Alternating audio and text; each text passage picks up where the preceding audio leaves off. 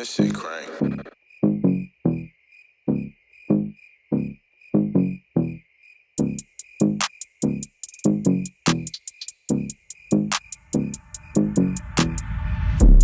What's poppin', you guys? It's your girl Regal, and you guys are tuning to another episode of Stay Regal Radio. And today, I have a guest who needs no introduction, but the one and only Queen Christina Joy. Welcome to the podcast, boo. And before we get started, you know we're gonna bring y'all in. 1, 2, 3, hit it. Regal me, baby. Go ahead, baby. Regal me, baby. Go ahead, baby. Hey, thank you so much. Man, I am so ecstatic to have you on the show today. I'm blessed to be here. Thank you so much for the invite. Thank you for gracing us. Like, y'all don't understand. And I'm sure y'all do, because many of y'all, like myself, have been seeing your journey, seeing your hustle, and just seeing how you always show up, not only for yourself, but for all of us. As you say, your favorite frat girl, okay? Period. Man, so I have been really admiring you from years, from your style, your slick, funny mouth, just the way you do everything, and your creativeness, and your fashion, the different events that you host, or the businesses that you bring, not only to Phoenix, but to Florida, right? Yes. That's where you're from. So just, man, how did you know this is what you wanted to do? I didn't. I feel like this was more just something.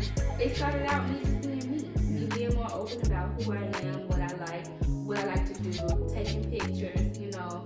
And I just for even to slick saying that you were saying, it's just a part of who I am. That's how I talk. That's how I act. I've always been into fashion, you know, and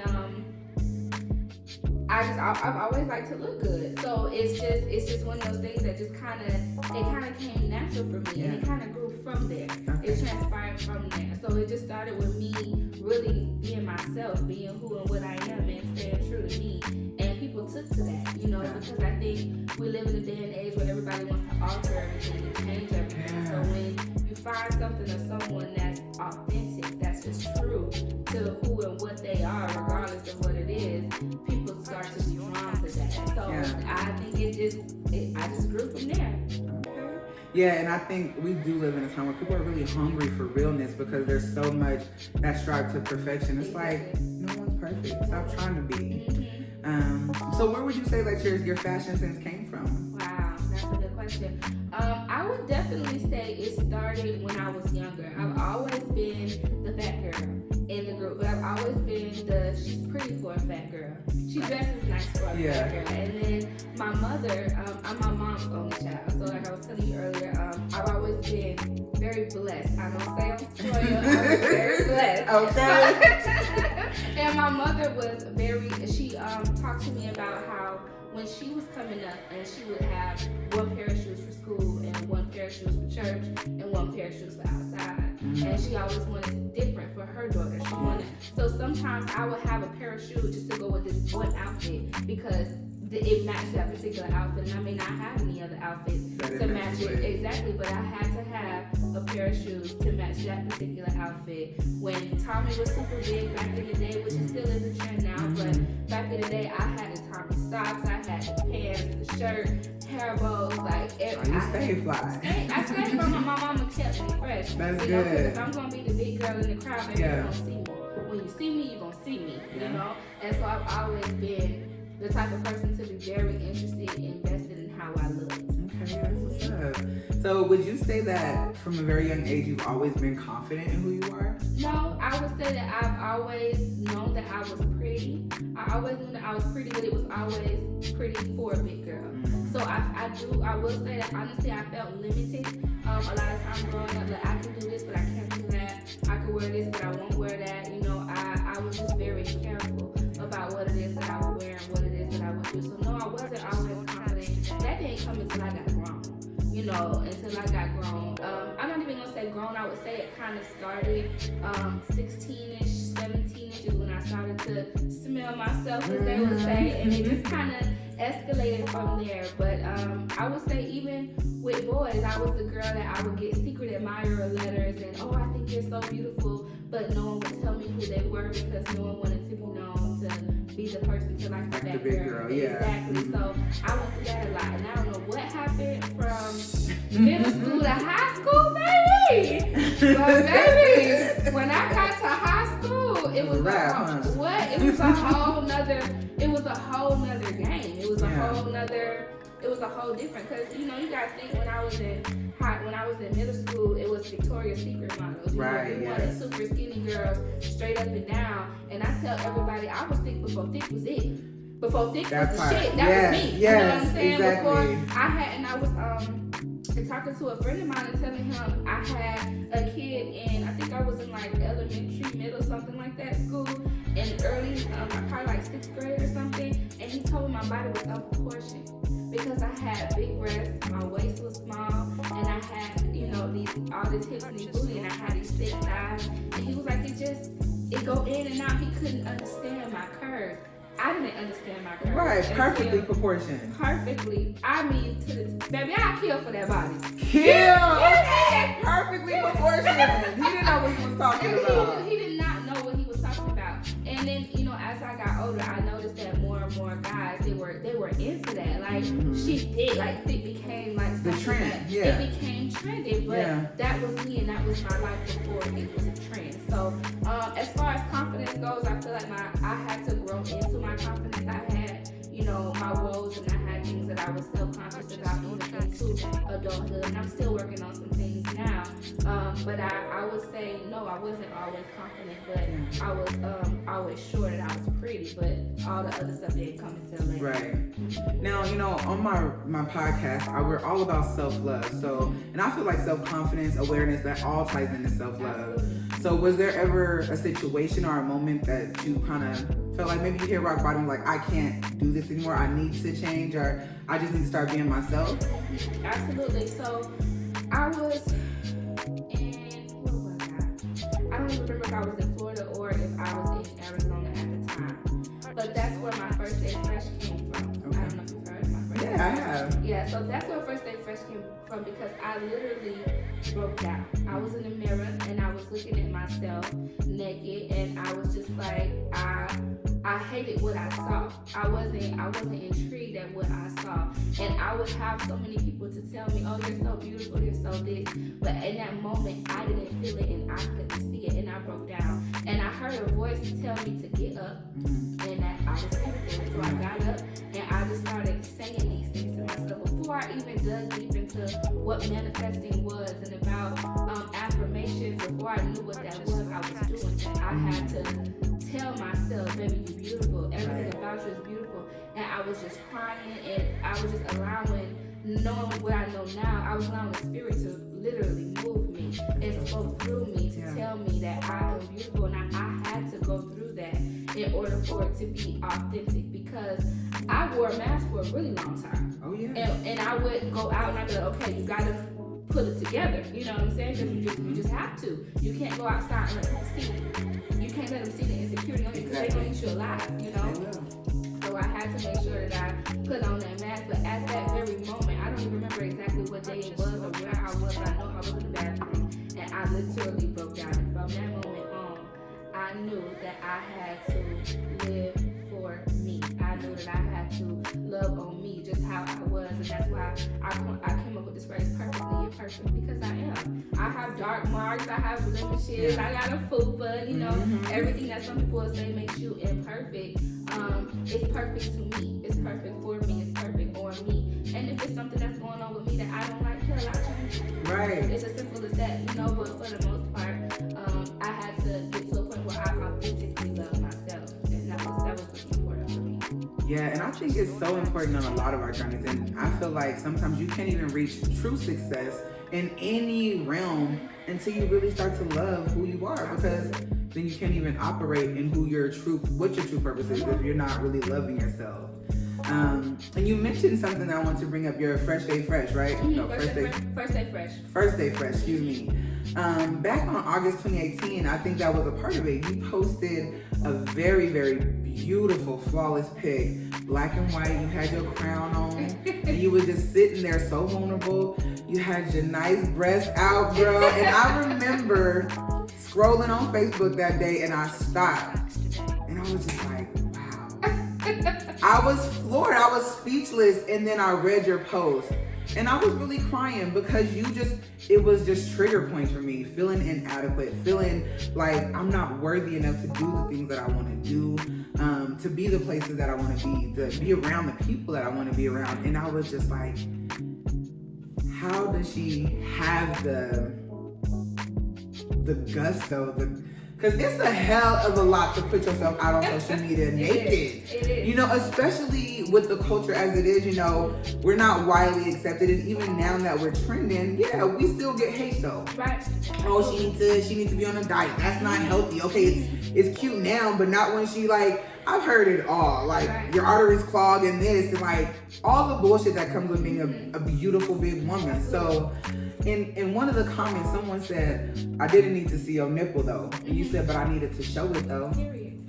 So tell me why you felt like I have to do this. Mm-hmm. So First Day Fresh actually came right after that breakdown that I had that I was telling you about. And I wanted, the idea of First Day Fresh is on the first day of every month. After you take a shower, you get in your mirror and you tell yourself how beautiful you are. Tell yourself how much you love yourself. Don't be trying to suck your stomach in. Don't be trying to poke your ass out. Right. Don't be trying to put filters on your face and be in the camera. No, this is about you loving you authentically how you are. So after I had that moment, I contacted my photographer. At that moment, I had to have been in Phoenix because I contacted Deanna, and I didn't meet Deanna until I moved here to Phoenix. Okay. And Deanna is actually the photographer who took that photo, my black and white picture. So when I released that particular photo, I held on to that picture for almost a year before I posted that one. Because I have other ones that are black and white when I was nude as well. But that particular one that showed my nipple, I felt like it was a little bit too much because I felt already some type of way about posting myself in the nude on Facebook and Instagram and things like that. So, but the idea of it was because I felt like if I could post me naked on social media for the world to see, you see my stretch marks, you see my imperfections. I'm not trying to lift up my titty. It was a saggy. Right. You see my stomach, you know what I'm saying? You see all these things. It was classy and it was tasteful. But I was not trying to hide my imperfections at all. If I can do that on social media, surely you can go in your bathroom, in your room, in your mirror, and you can do that yourself, you know? And that was the idea of it for me. So I put myself out there on the line so people just like you. So I actually, it worked. Because I wanted women to be able to look at this picture and say, dang, if Queen can do this online, surely I can do this in the privacy of my home, in my room. And I can start my self-work, and I can start working on myself and my healing and really loving who and what I am on the inside in the privacy of my home if this girl can put this on social media. So it was definitely a scary moment for me. I didn't know how people were going to react to it. I thought it was going to get recorded. I said, oh, it's a nipple. Somebody's going to record. Somebody somewhere is going to feel Facebook jail, you already know. I thought I was not one report. It was not one time reported, which I'm blessed to be able to say that. And I had so many women to inbox me and comment, and I want to say that picture got like 500 likes or something like that on it. Like people shared it and just were so inspired by my picture, and that's what I wanted. I wanted you to look at this and see me being raw, being real. Even one of my lingerie pictures I posted, and when Annika of 1216 Photography did my photos, and I was like, I literally told her to come and my stretch marks. So beautiful. They knew I was fat before they followed me. Like, do not edit my stretch marks. Don't edit my shit. She was like, okay. So I told her some of the things that I wanted, a little this, change some lighting or something. Yeah. But as far as my stretch marks, no, just leave them. They need to be left. I need each woman to see them because this is the plus size line. And I feel like women of my size, it's unrealistic for us to expect our bodies not to have stretch marks. So it was hard for me to do at first, but hearing how it affected you, it was extremely necessary. And I pray that I blessed 100,000 times over women to have been able to see my picture, and hopefully they did the same thing that you did. I hope it had the same effect. And it definitely did. I know it did, just because, like you said, I wasn't the only one, and I didn't even reach out and tell you because I still, in that moment, I still feel like I can't go talk to her. No, I'm not doing that, But I just recently took this dream steer class, and it was saying when you don't walk in your purpose, you're robbing someone else of their opportunity to come to their full form. Absolutely. And I definitely believe that's exactly what you've been doing, is walking in your purpose. And that's just me on the outside looking in, but do you feel like you're walking in your purpose? I feel like I'm trying to find it. Okay. I feel like I'm still searching for it, which is why I dip and dab in so many different things, because I feel like I used to feel like, okay, I have to hone in on one thing and then it just has to be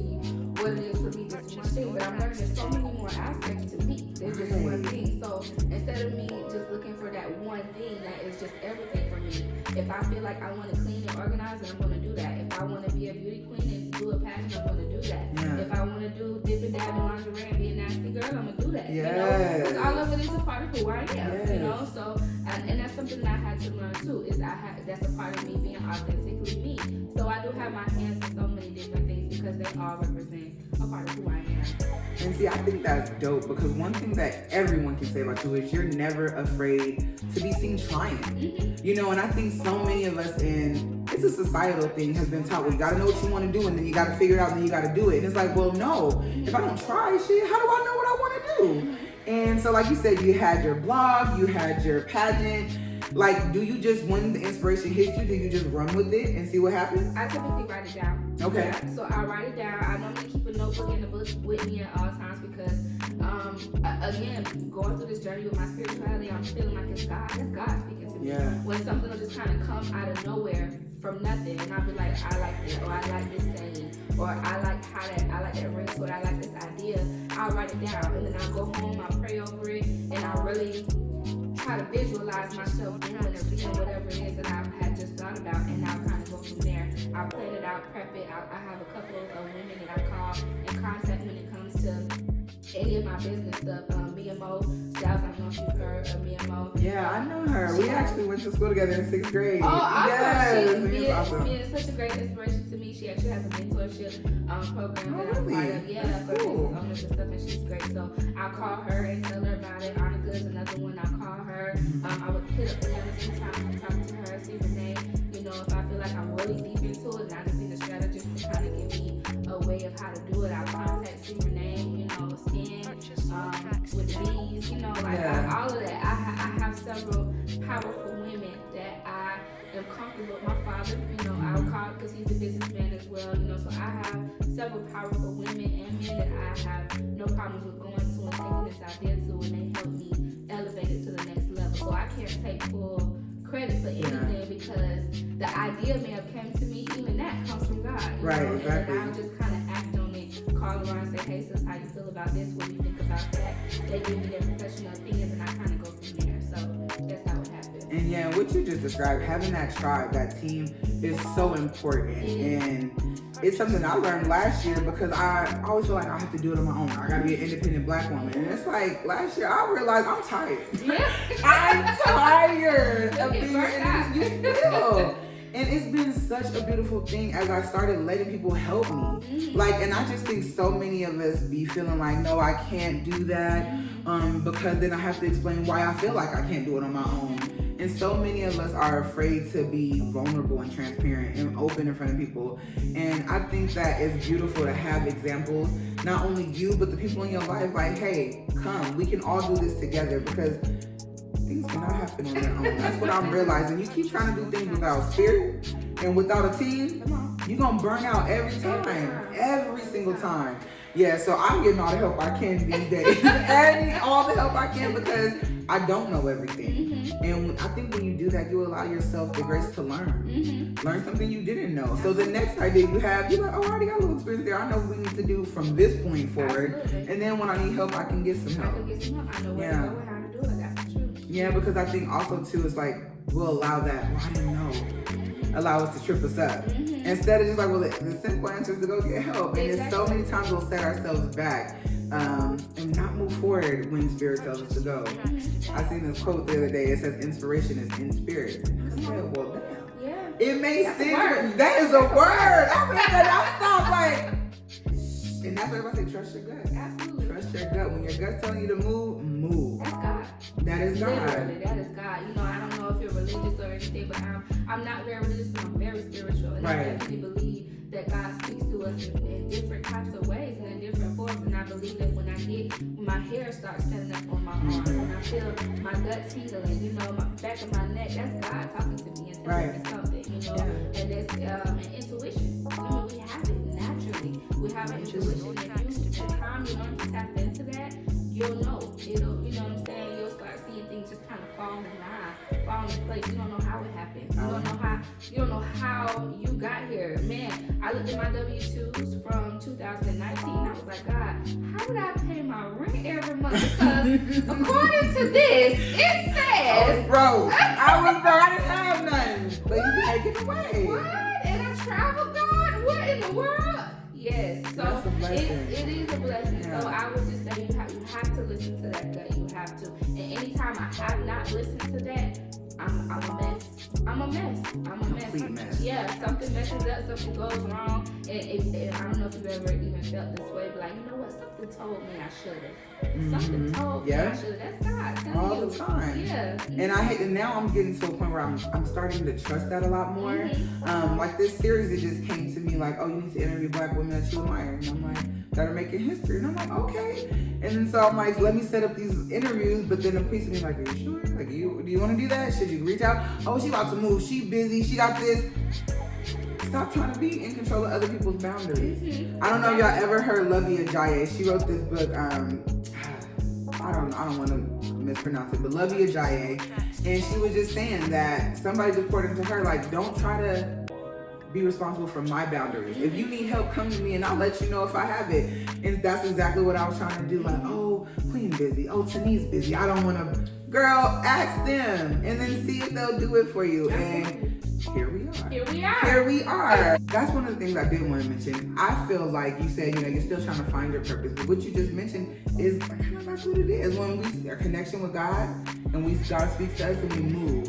So all the things that you've been doing have really been to further and expose the plus size community and the beauty all within it. So that's why I really wanted to get on here and showcase you, because you've been making history in the plus size community before it was a trend, before people were talking about, is Lizzo doing too much? Like, you've been out here like, we doing this whether we feel like it or not. And I just think that deserves to be showcased. And now you're giving other women an opportunity through modeling to really showcase and shed their fears.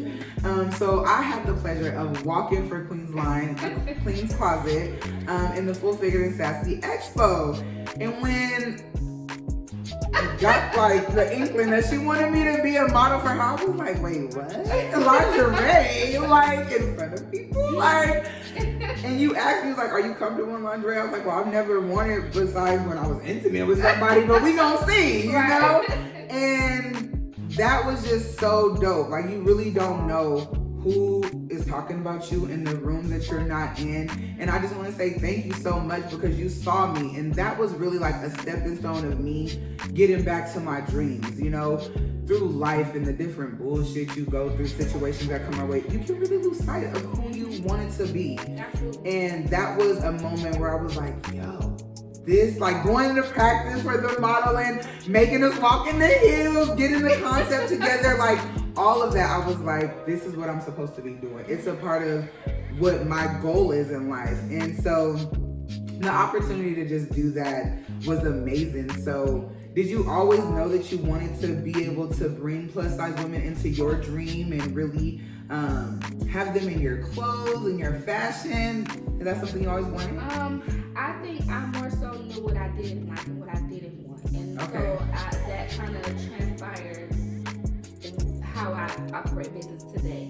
So, for example, what I hate seeing, I don't like to use the word hate, what I don't like seeing is when I go to a plus size boutique website and they have someone that's barely a 1X wearing that clothes. They have someone that doesn't, it's not, to me, it's not reflective of the community. It's not a accurate depiction of us and what we look like and what we go through. So for me, I want to see the different body shapes. I want to see women with different body types, different heights, different colors, I want all of that, because that's what we are. We're not these super cute, extra small, Coke bottle. We're not all like that, And I want plus size women when they come to any of my brands for them to be able to see themselves, see a piece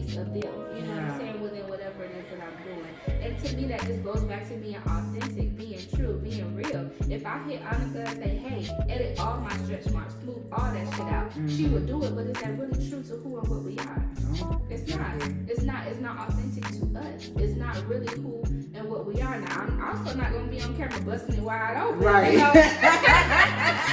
Definitely have to add some class to it. So we got class and size for whatever we do over here, exactly. okay? But I am going to make sure that it is a accurate depiction of who I am and what we are and what I feel like a plus size woman stands for. You know, so that's why I'll do. You know, I dive into the plus size pageantry because I think that's a big part of who we are. You have some plus size women that are just maybe they divas, you know, and they need to be on stage. They need to be seen, and they have different social issues that they feel like are most important to them, and I want to give them a platform to be able to go and talk about that. Give them a crown, give them a sash, let them sashay around and show, you know, what it is that's most important to them. Let them advocate for that, you know. Let them also be able to dress up in their dresses, do their makeup, do their thing. But every plus size woman isn't like that, you know. Exactly. Some of us don't really want to be, you know, seen out in the open like that, and that's okay, you know. So I have other things for you. I have other things that are coming. I want to also do a YouTube. I want a podcast too.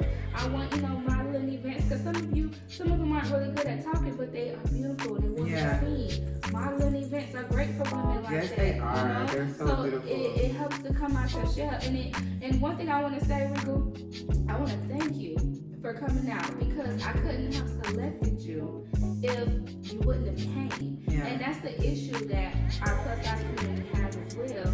It's simply showing up. That's so true. Just showing up. I even had a conversation with someone. I was talking to someone about Phoenix Fashion Week, and I was wondering why is there no plus size women, you know, within this particular event? How is it that the average size of a woman at this point is a 14 to 16, but when you have big fashion events, it doesn't showcase that? How does that happen? And the simple answer I got is that they don't come to the audition. We don't have a lot of them to pick from to begin with. Yeah. We have to start showing up. And that's one of the things that I would like to see more, even after I leave in Phoenix, is us showing up, to be able to be an option, to be able to be selected. Because we can't sit at home and talk about how we're never picked and how we're never shown in different spaces and places, but we're not showing up to be able to be selected. And you're absolutely speaking the truth, because as I hear you talk about the pageant, I used to watch all those pictures and sit, I'm like, dang, like, my spirit told me to jump, and I was like, I can't expose myself like that. I can't do what they're doing. It's like, had I shown up, who knows who in my life would have been impacted by that, you know? And we have to start showing up for ourselves. And so that's exactly why I went scared ass shit. But by the end of the show, I had my whole ass out, sweating. And I was like, we're here now. It's out. You see it. Hope you enjoyed it, you know? And it was the most invigorating thing for me. Like, even the practices, like, so one of the practices, I came ready. Because I was like, okay, you really can't expect yourself to go from no experience being really this exposed and naked in front of people to just being on that runway serving. So come to a couple of practice a little bit, more booty out. And I was just like, the whole time I was like, my ass is jiggling in front of everybody. And it was so lit. I was so hard. I was like, I was so deep.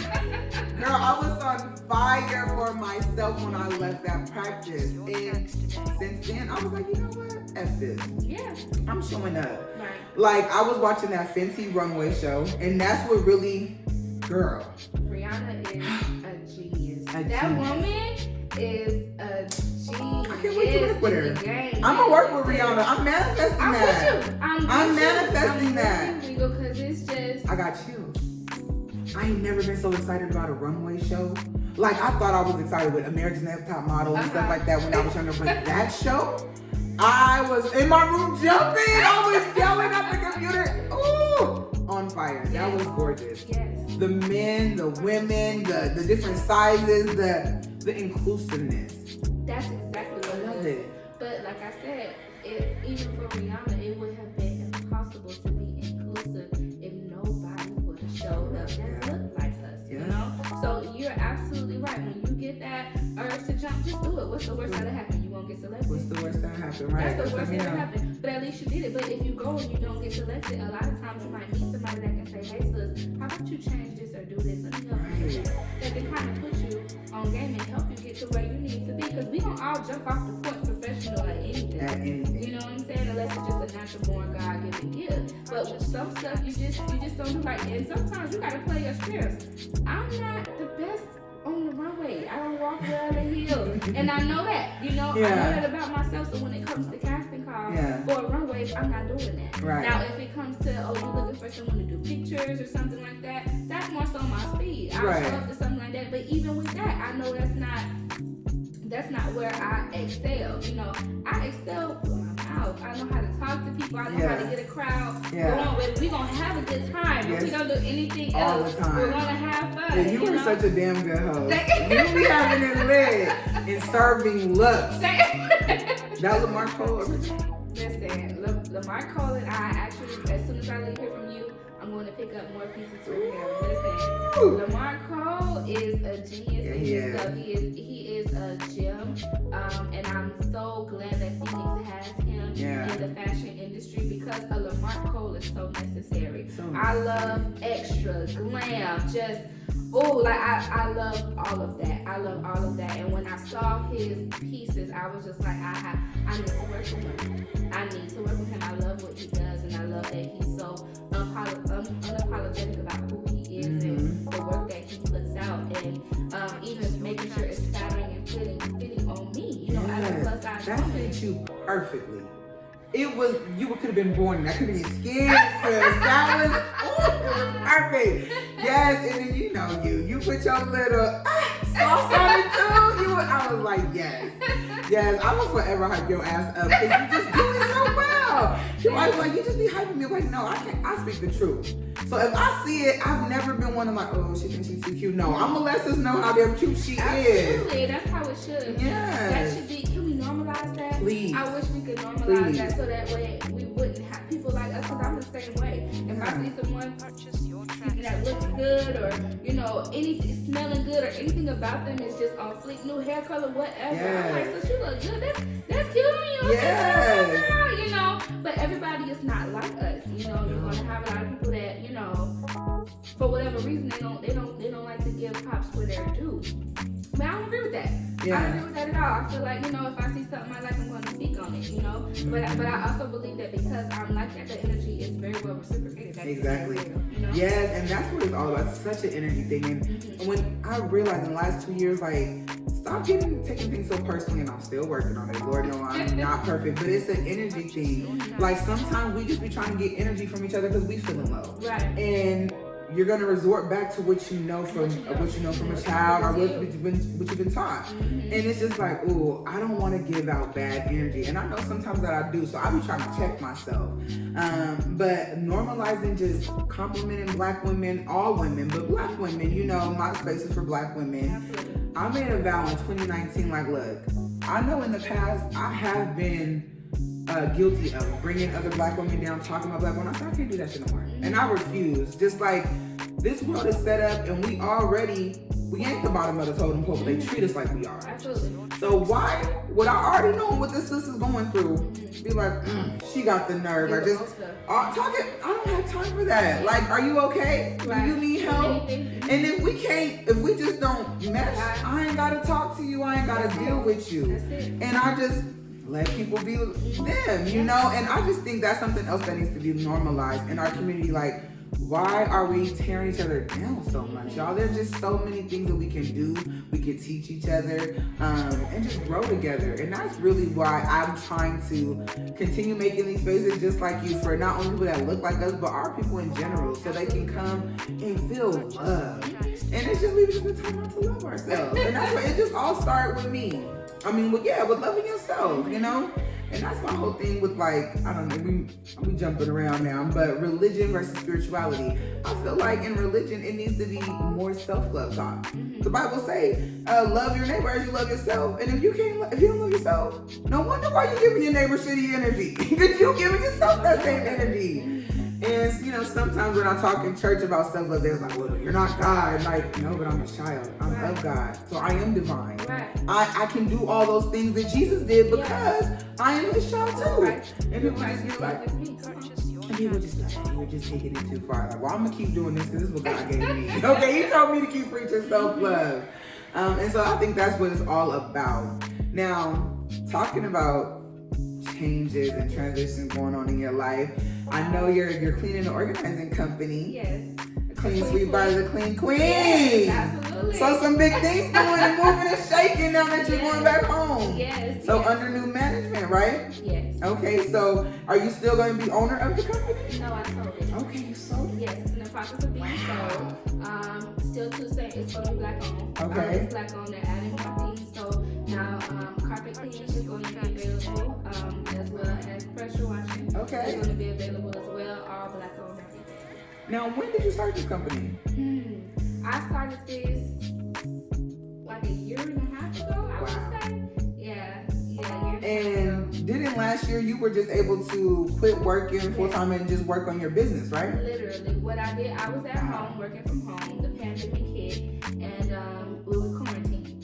And so I woke up one morning and I was just like, I can't do this anymore. I was just like, I don't want to clock in at 7 o'clock in the morning.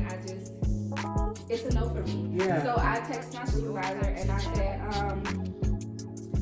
I resign. Thank you.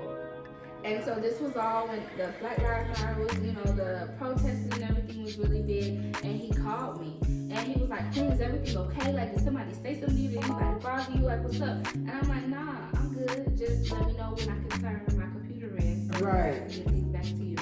Nothing, no problem, nothing. So I resigned from my job, turned in my computer. I didn't file for unemployment. I was not receiving food stamps. I did not know how, but I knew that wasn't it. Yeah. I just woke up feeling like this can't be it for me. A couple days later, I went to turn in my computer like they told me I could. Got to working on the business, and I really dove deep into what I was doing. And actually, the month that I let go of my job was my highest earning month. That 1 month that I let go, I probably earned around almost $5,200. That 1 month, yes. And so this wasn't something that you had been planning. It was just I woke up and I was just like, what's the worst thing that'll happen? I'll be in fries by the box and that's what I'm gonna eat off of. Right. I'm gonna figure out how to pay my rent. It's gonna get done. Yeah. Like certain things are going to happen because that's just the type of person that I am. That's a grind that I have in me. And I can also say that I'm very blessed to have a really good support system as well. So I know if I fell short, if something didn't happen, how it needed to happen, I knew I had people that would have my back and make sure that I was going to be able to be okay. So that first month was the highest earning month for me, and then I, kind of went on from there, and I did what I had to do. And in the middle of the national pandemic, people losing their jobs, crying, broke, don't have different things, and not able to go anywhere and getting sick left and right. And I'm just thankful to God that I've never contracted the virus. I've never given it. Most of my clients have never gotten it either, to my knowledge. And I'm just grateful that I was able to be successful and thriving. And I got my business evaluated, and it was valued at $108,000. Yes. Sis! So wait, y'all. Did y'all hear what she just said? A year and a half, start to selling it, valued at $108. Quit your job in the national pandemic and just grind it out for yourself. Still travel, still thrive, still have fun, still hosting events, doing shit on the side. That is fucking amazing. I am so proud of you. Thank you. Y'all, when you just really bet on yourself, when you really bet on yourself, like it could have been totally different, but you knew it wasn't. Yeah. You just believed in yourself. I believed that it was going to happen, and I did everything I had to do. Now, I'm not going to say every month was $5,200 because it wasn't. Right. I had some dips, for sure. But I also set myself up to where I had backups, some type of backups. If you see my truck now, I have an Uber sticker and I have a Lyft sticker. So worst case came down to it, I'm in my car, I'm driving Uber, I'm doing Lyft, I'm doing whatever I have to do to make sure that this gets done. Do I need to run a special so I can get more people in? The last special I ran up to 3 hours for up to 3 hours for $100. I had 27 people. That's $2,700. within the span of a month. You know, and at that time I was broke. So I was like, let me figure something right. out. You let me make it work. Real quick. So I ran that business and I had $2,700 that came in, 27 people that booked me. And I just honestly manifestation and prayer and it's real. It's real. Every last one of my regular clients, all black women. Wow. How is it that I'm in business where we are scarce? Mm-hmm. And every single one of my regular clients, all of them are black women. Every last one, you know. And I'm blessed to be able to have people that trust me to come into their home because their home is your sacred space. Yeah, you know, exactly. that's very important. It's very intimate area, you know. Mm-hmm. And to allow another woman to come into your space and for you to be vulnerable enough to say that you need help in that space. That's what I was about to say. Difficult. You know, that's very hard for some people to do. And that's the first step, you know, in it is you have to understand you have a problem. Yeah. Understanding that it's an issue and you need help with that. And then being able to be vulnerable and humble enough to say, Queen, can you help me? You know, so I do everything it is that I can. I even show them my home when my personal home was a mess on social media, so that way you can see, listen, sis. And I always tell my clients, sis, I got you. You're not by yourself. I've been there because I have it. And I've had success stories where clients have told me, sis, before you came, my anxiety was messing up. I was depressed. I was trying to work in these spaces and I couldn't. I just couldn't focus. And it's because when your home is a mess, when your home is all over the place, it's attached a lot to your mind. Exactly. And that's what I learned too. And I tell people all the time, my house is typically a real life reflection of what my mind is going through. So even when I'm putting on that mask, I come to my house and my house is a mess, and sister's going through it. You know what I'm saying? So I think that I can't take all the credit for that. I have to thank the community for that because I wouldn't have been able to even have that type of success story if women or people in general in the valley didn't trust me to come into their space and didn't pay me and allow me to be able to do these things and help me to help you so I can help myself, you know. And I say that all the time, black women pay my rent. Literally. Black women pay my rent. Yes. Seriously. Yes. You know? And I'm so thankful, I'm so grateful, and I'm just so blessed and so humble to be able to assist so many people in some of the intimate aspects of homes, you know, and even things that I've done within that. I don't know if you saw the post that Miss Cynthia, Nickel City Baby, she posted. I cleaned her home too. Well, I found a $100 bill when I was doing her laundry. Yeah, when I was doing her laundry one day. And just casually took a picture, like, hey, I found this, I'm gonna put it here, you know, let her know where I was gonna put it. That meant so much to her, you know? Yeah. And it meant so much to her that she made a post about me returning her $100 bill, and it was a no-brainer to me. Yeah. I never considered, you know, going into anyone's home or stealing anything, valuable or not, from any of my clients. Has never ever been anything that ever crossed my mind. So it was nothing for me to, you know, turn her money back into her, but it meant so much to her, you know, to know that she had someone in her home that she could trust so much to where they found a $100 bill in the middle of a pandemic. Right.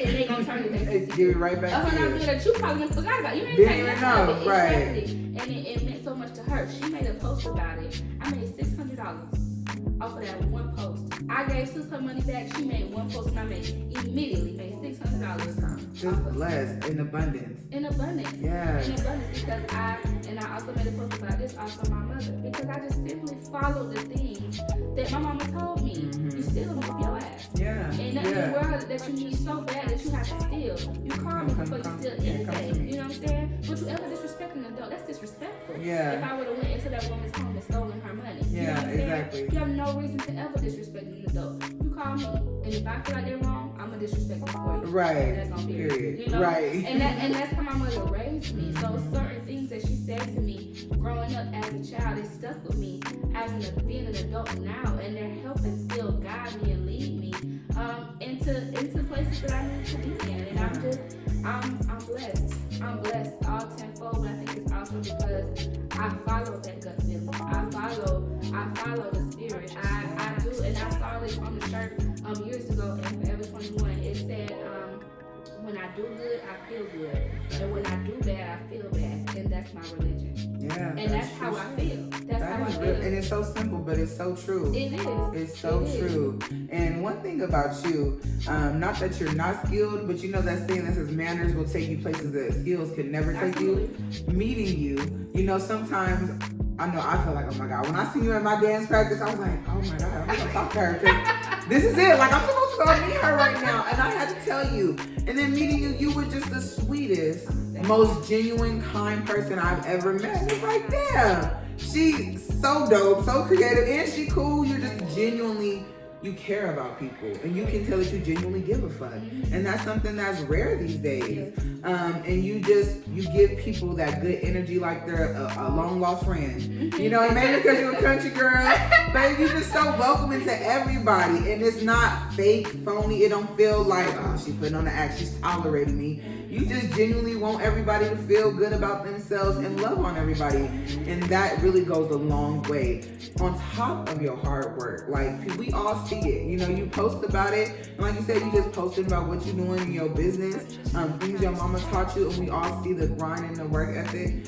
How can you not want to support that? Anytime somebody says, oh, I need a recommendation for a clip, here you go. I'm going to tag you 1,000% of the time because I see Sis got you. She gonna do it, you know? And I think that's just amazing, all the growth. So when you go back to Florida, are you going to take the business? Are you going to start the business out there? Great question. So, a Clean Sweep by the Clean Queen is going to be left here in Arizona. So it's currently just under new management. And then once the paperwork and everything gets done, then it's going to be completely sold. The name of things might change, but the values and the structure and the fact that it's a Black-owned business, all of those things are going to still be intact. I made sure of that, you know, because I could have went and sold it to someone else or a different company, but for me, like you said, it's the genuineness behind it. You know, I know that my clients, like I said, they're Black women, and they feel more comfortable having Black people in their home. So I could have went to a different company and been like, hey, here's my client list. This is what my business is valued at. This is what I expect. If you want this, these clients pay X, Y, and Z every month. I have another list of clients that may not come monthly or bi-weekly, but they come on a regular basis, who are also in need of a cleaning service. You can network to them as well. I could have sold it like that to anybody, but I didn't feel like that didn't make me feel good on the inside. It didn't give me that good feeling because my client, knowing that they prefer Black-owned businesses, if I sold it to a business that was not Black-owned, I would have gotten top dollar for my business. But my clients would have been dissatisfied, and the people who cut the check would have been mad, probably because my client's not going to come with you. It's a wrap. They purposely want Black-owned companies within their home, and that's what they want to sow into, is the community. So I didn't feel comfortable. It didn't feel right to me in my spirit to sell it to a company that I knew, you know, the dollar was there. And listen, Sis could use that money. But it wasn't worth it to me. You know, it didn't feel good. And that's how I move off of feelings and emotions. And so that wasn't it. So I have someone in place now who I think will be very good with being able to take it over and adding things that my clients need, like carpet cleaning, pressure washing, things that I don't provide that I think will be really good that they're going to bring into it, and, you know, keeping the dollar in the Black, so that Black dollar in the Black community. Absolutely. And look at you. See, y'all see why I have her on the show. Black women creating Black history.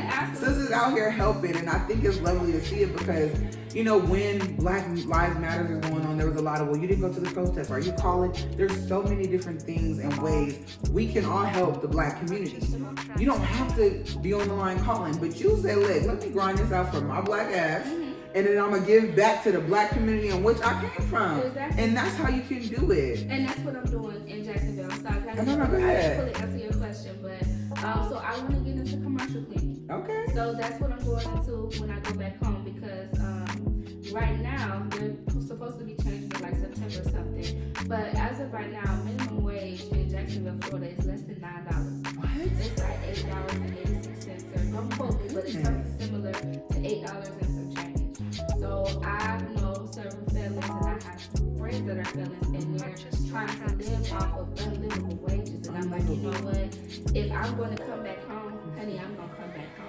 So I'm like, I want to switch it up and I want to position myself to where I can create a business that can create jobs that can put people in positions to be able to have livable wages and be able to travel and do things that they want to do as well. You know what I'm saying? And even possibly teach them, how to have their own. Because for me, the idea is not for you to work for me forever. Right, exactly. That's not, working for me for $12, $13 an hour forever is not really going to get you to, it's not going to help you put your kid in college and you be able to live comfortably as well, and buy properties and stuff outside of that. So for me, I want to be able to help put people in position to be able to, come work for me for a little bit. Let me show you some stuff. Let me teach you some stuff. Let me help you get your own. What is it that you want? What is it that you want to do?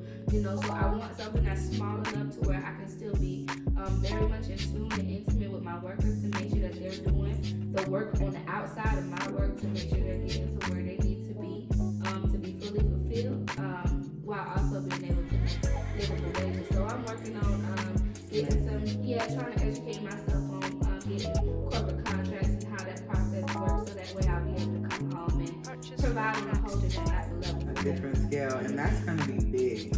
It's because just on a strategic level, if these people can't get a job over $8, $9, they're gonna come running to work for your company. And I would love that. Yes. And even when, like I said, if I can pay you 12 or 13 when the average is like 9 or barely 9, let me teach you now how you can get the same bands that I'm getting. You know what I'm saying? Exactly. Because honestly, unfortunately, the unfortunate fact is people gonna always be getting out of jail. Yeah, exactly. They're gonna always come home from prison. They're gonna always need something to tell me. Let me help you. Let's talk.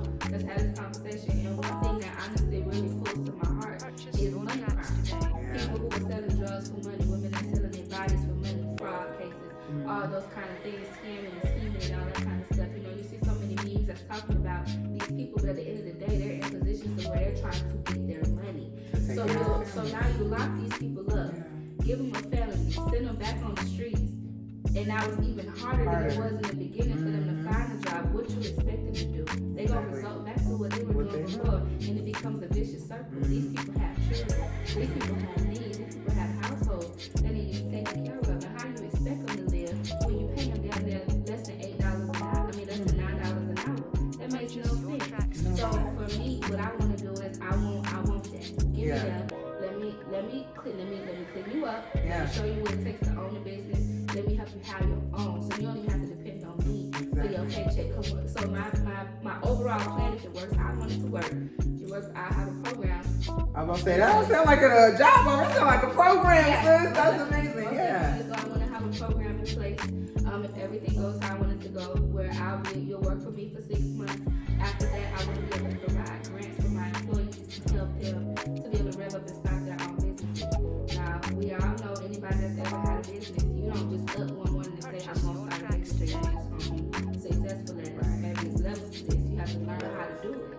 So I want to have programs and different things that they can go into to teach them about just basics of how to own and operate a business, just general, not specific for any particular type of field, but just business in general, I feel like that's important for people to know. So I want to put you in a position to where you can get your bag. And one person that is definitely an inspiration for me is Jay Morrison. Are you familiar with him? No. Okay. So Jay Morrison, he does real estate now, but he talks about how he used to sell drugs and he was into some illegal activity, got locked up, went to prison. He met this white man in prison who told him, he said, you can sell as many clothes and as many shoes as you want to, but God ain't in the business of making no more land.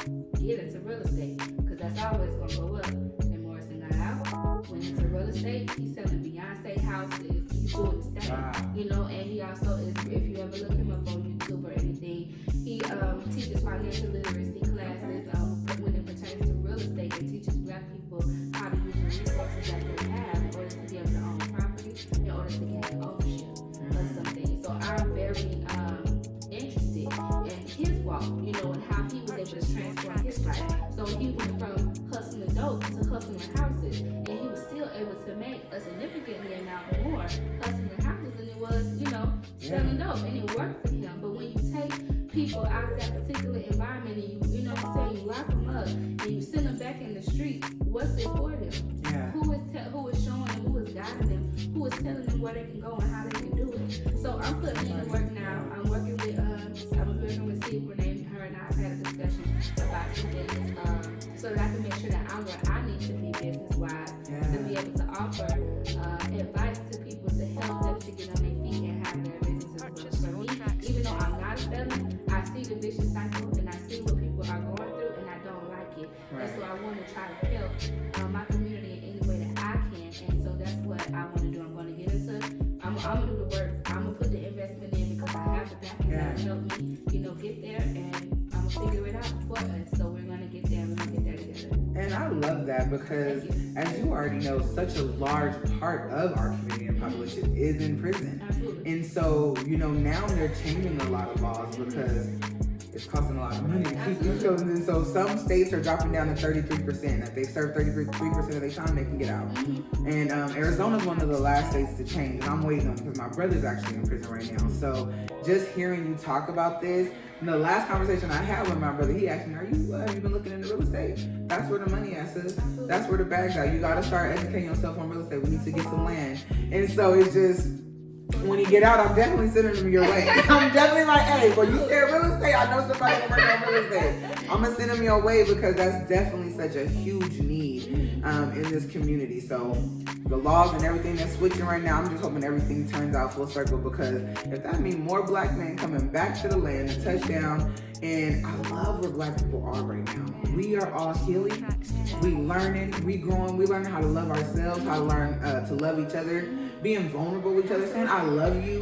And it's just such a beautiful place to be. And that collectively we're all about to elevate. And ooh, baby, when we get where we going, they gonna hate that they ever did that they ever, for centuries. And it's gonna be beautiful to see because we gonna give God glory by not doing y'all as dirty as y'all done us. Absolutely.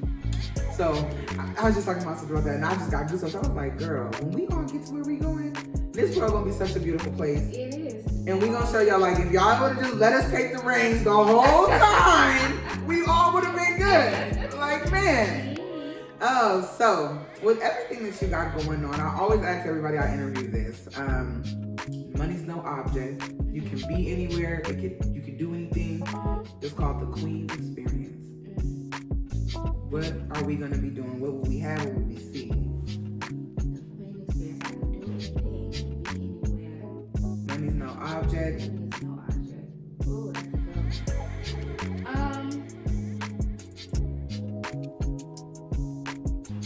I would like to be able to have everyone around me win like I'm winning. So if money is no object for me, I'm able to do whatever, go whatever, however.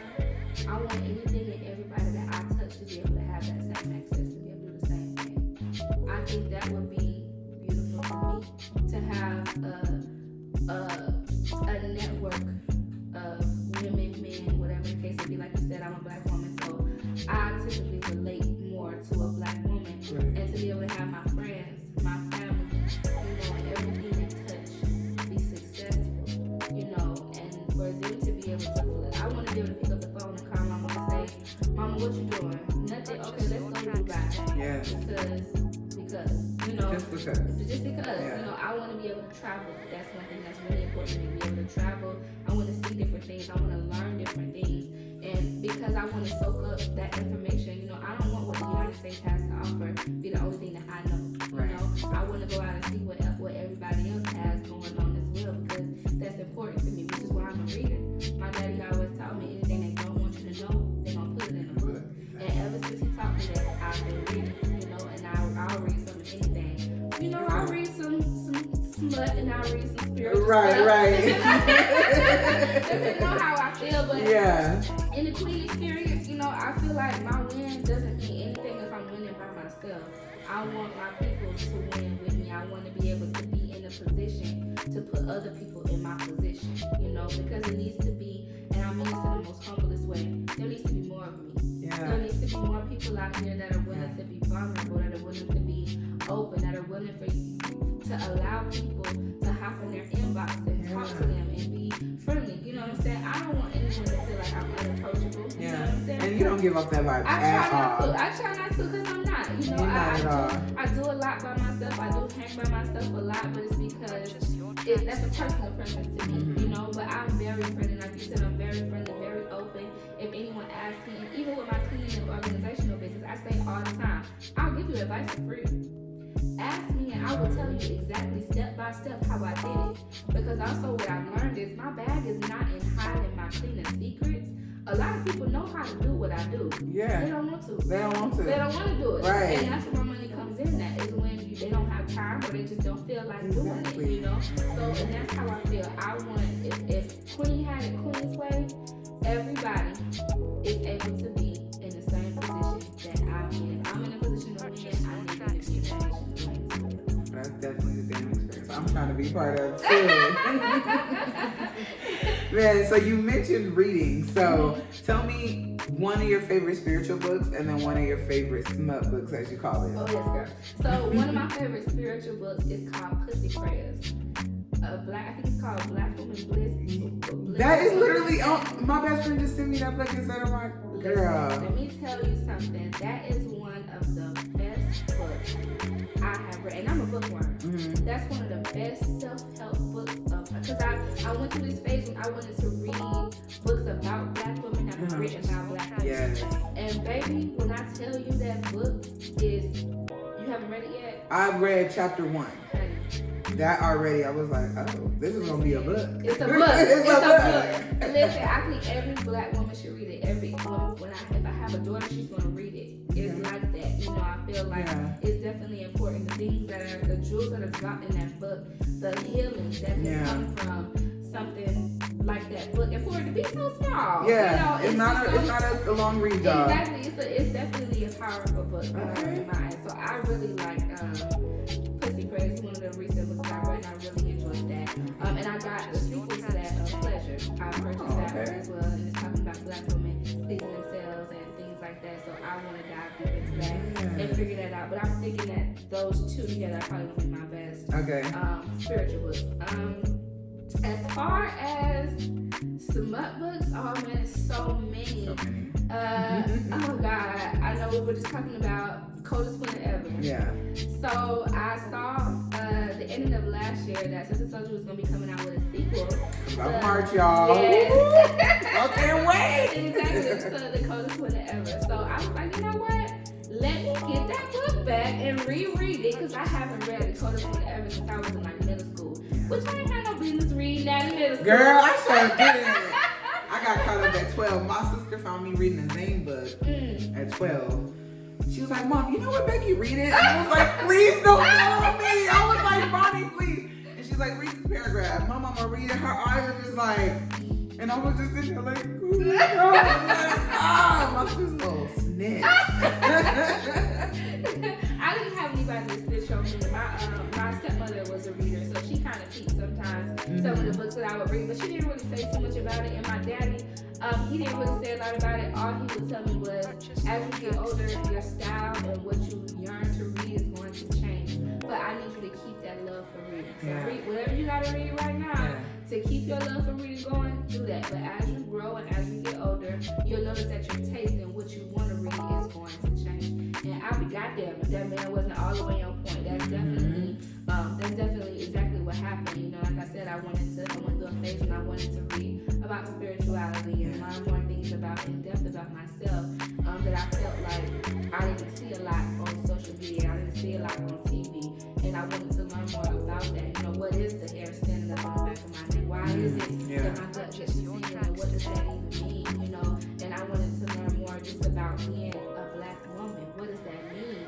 You know, they don't teach you that in history books. At all. They don't teach you that in school. All you know is your slave. You don't know about the queendoms and kingdoms before that. Yeah, for sure. Don't know about any of that. So I started reading to try to figure out, you know, those different things. But yeah, it's so hard to say a favorite smut book. It's one book that I read. It's called How Does It Taste? How Does It Taste? Or something like that. It was a kind of shorter book, and it was about a man who was a Black man, and I'm almost positive it was based out of Chicago, and he was a male escort. And so he provided these different experiences for women, but he had his own issues going on. He had mental problems that he was going through as well. So it talked about him going through his issues, his personal issues, and also his sexcapades. So it was just very interesting to see how that all played out. And I love the Coldest Winter Ever. And Fly Girl by Omar Syrie. I think those are like my top 3. Yeah. And I can't go without saying Zane because I love. You have to put a Zane in there. Like, I mean, like everything from Zane, from the Sex Chronicles to I mean like. Honey, chocolate flavor. Zane came all the way through. And you know what? Even though I started reading Zane at 12, I was Mark Jane until I was 19 years old. So I think that really helped keep my curiosity at bay because I'm reading it and like, well, damn. So I wasn't really pressed to be having sex. So like when everybody started having sex young and stuff, I'm like, girl, cool, wrong. Zane giving me the best, right? The best sex of my life. I'm not in a rush. And so it was cool. So after a while, my mom was just like, you read romance novels? I'm like, okay. And then I was my mama's 4th kid. She was tired. She like, girl, go get out my face. Just don't fail. And I did in high school. Don't fail your grades and then you all right. Mom was tired. I'm like, all right, mama, cool. Reading my books and doing my thing. I think different folks with different struggles. You have some kids that may read the book and I think mothers know their children. Yeah. So they know what their kid can and cannot really be in tune. So like I'll give you an example. Me and one of my stepbrothers when we lived together. When I would get on punishment, I couldn't use the phone because the phone was the thing. I loved being on the phone. I was very social, so it really hurt my heart when I couldn't be on the phone. But I could go outside, like whatever. But I couldn't be on the phone, and that hurt me. Yeah. My brother, when he got in trouble, he could be on the phone as much as he wanted to, but he couldn't go outside. Right. And that was detrimental to him that he had to actually sit in the house. You know what I'm saying? Yeah, exactly. And I'm like, well, you can still use the phone with your right. And then when I was punishment, he like, shit, at least you can go outside. That's so cute. But it's just, our punishments were different because we were different. You know what I'm saying? Exactly. You have to know your children and what they're into in order to be able to know kind of, gauge what they can and cannot handle. My mom would force me to stay in my room until nighttime. Time to go to bed. Because I'm, leave me alone. I'm in my room. I got my music. I got my books. I got my movies. Right. I'm straight. Like, I'm good. She was like, come on in the living room. I'm like, oh, I want to be in this living room. Yes. So, tell us what you got coming next. Anything you want the people to be looking out for? That we can support you in? I'm going to say that people just need to look out for Queen. I've got so much. Right. Everything that I did in Phoenix, I'm taking that shit back home. Like, I need you to, I'm going to do, like I said, the commercial cleaning, I'm bringing that there.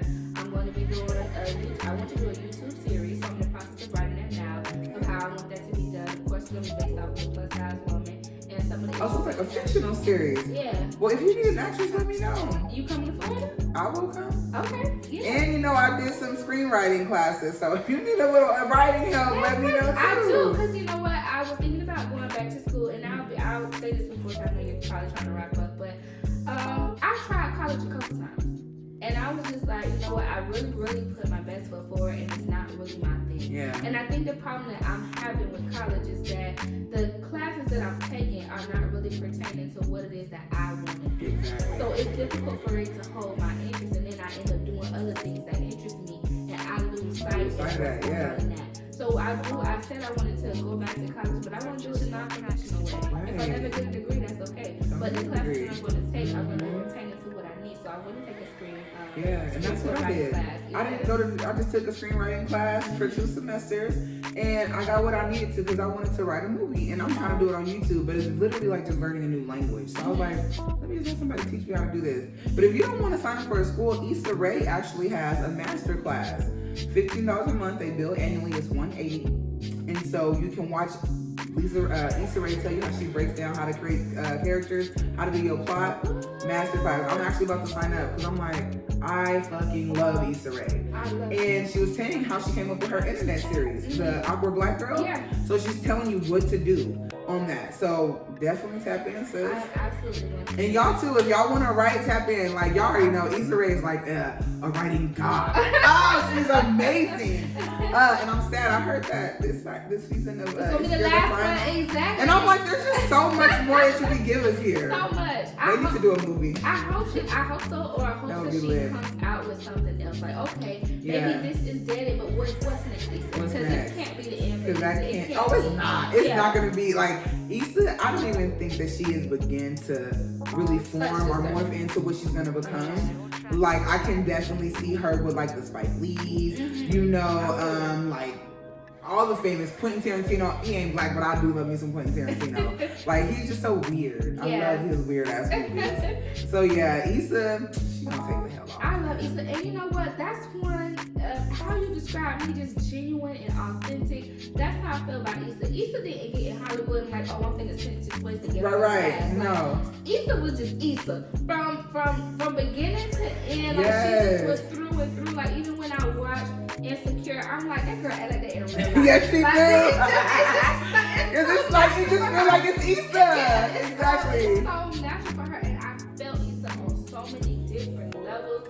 With watching Insecure, I was just like, sus, like that. It was just so.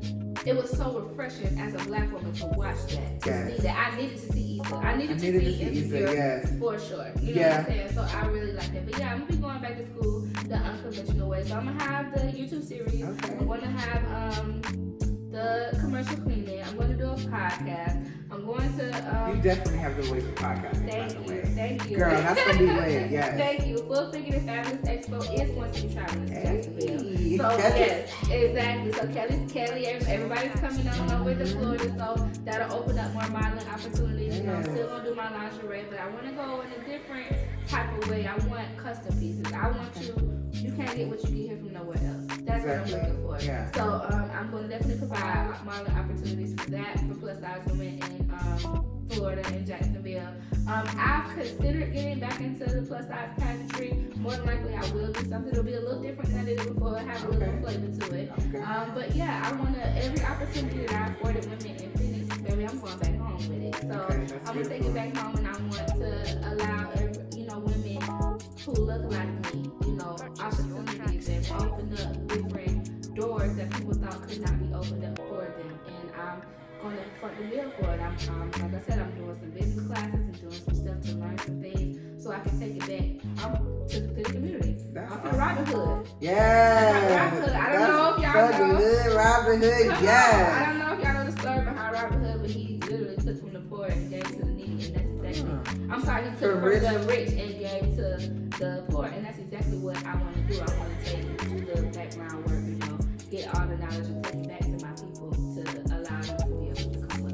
That's my contribution to my community. We look forward to it. Y'all, I know this is not the last time we are going to hear from Queen. Also, to plug your socials, where can the people follow you and get in contact with you? Yes, so you can find me on Facebook, Queen Christina Joy. My Facebook is pretty lit, so I'm always having to delete people to be able to add more people. So if you are going to be active on my social media, shoot your girl an inbox, and I'll see what I can move around for you. So you can add me on Facebook, Queen Christina Joy. Instagram is my current figure. And just stay tuned to those two for now, and I'll have all my other stuff coming up later. Awesome. Well, thank you again so much for being here. I really loved having you. And thank you for your contribution to my life, to the community, and everything that you're about to do. I'm really excited to see where this ends up. Thank you. I'm excited as well. Thank you for having me today. I really appreciate it. And I'm looking forward to seeing all the rest of the beautiful black women that you have showcased during Black History Month and hearing their stories as well. Thank you so much. Well, thank you guys for tuning in. Until next time, peace. That was so lit. Thank you, Mom. Yes.